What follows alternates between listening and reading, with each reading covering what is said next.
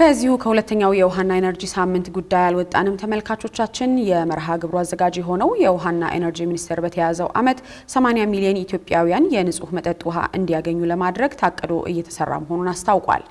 ሪፖርተራችን ኤርሚያስ በጋሻው ከሚኒስትሩ ሀብታሙ ኢተፋ ጋር ቆይታ አድርጎ ተከታዩን ዝርዝር ዘገባ አሰናድቷል። የውሃና ኤነርጂ ሚኒስቴር ከአጋሮቹ ጋር በመሆን ሁለተኛውን የውሃና ኤነርጂ ሳምንት ማካሄድ ጀምሯል። የአፍሪካ የውሃ ሚኒስትሮች ምክር ቤት ፕሬዝዳንትና የምስራቅ አፍሪካ የውሃ ሚኒስትሮችም በመድረኩ ላይ እየተሳተፉ ይገኛሉ።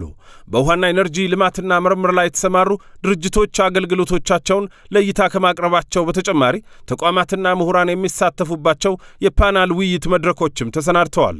በዚሁ ጊዜ ከዝግጅት ክፍላችን ጋር ቆይታ ያደረጉት የውሃና ኤነርጂ ሚኒስትሩ ሀብታሙ ኢተፋ መርሃ ግብሩ ኢትዮጵያ በአረንጓዴ አሻራ እንዲሁም በኃይል ልማት የሰራቻቸውን ስራዎች የምታስተዋውቅበት የህዳሴ ግድብን እውነታዎችም የምትገልጽበት ጭምር ነው ብለዋል። ከኤነርጂ ጋር በተገናኘ ኢትዮጵያ በጣም ጥሩ ስራዎች ሰርታለች።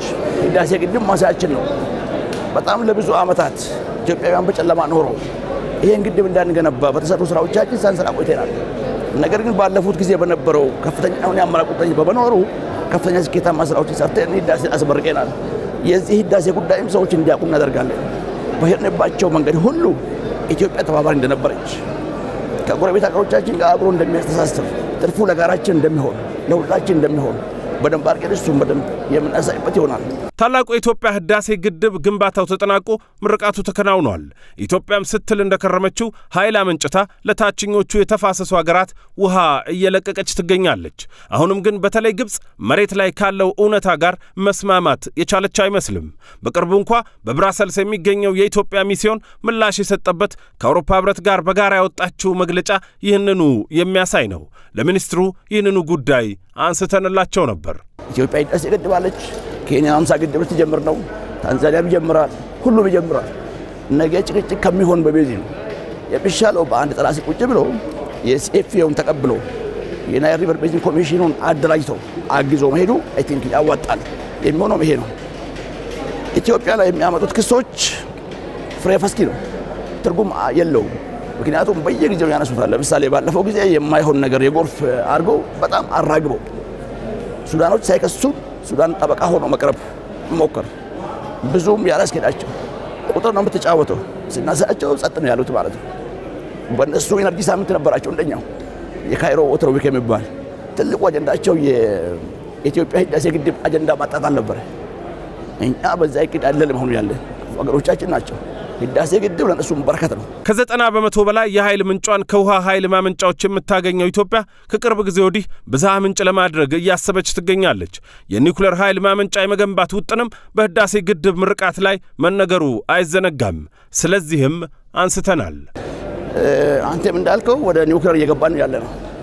ትልቁ የኒውክሌር ጥቅም አካባቢን የማይበክል በዓለም ላይ የተለመደ በጣም ብዙ ሀገሮች የሚጠቀሙበት ብዙ ሀገሮች ለውጥ ያመጡበት አንዱ ቢኖር የኒውክሌር ኃይል ነው ማለት ነው።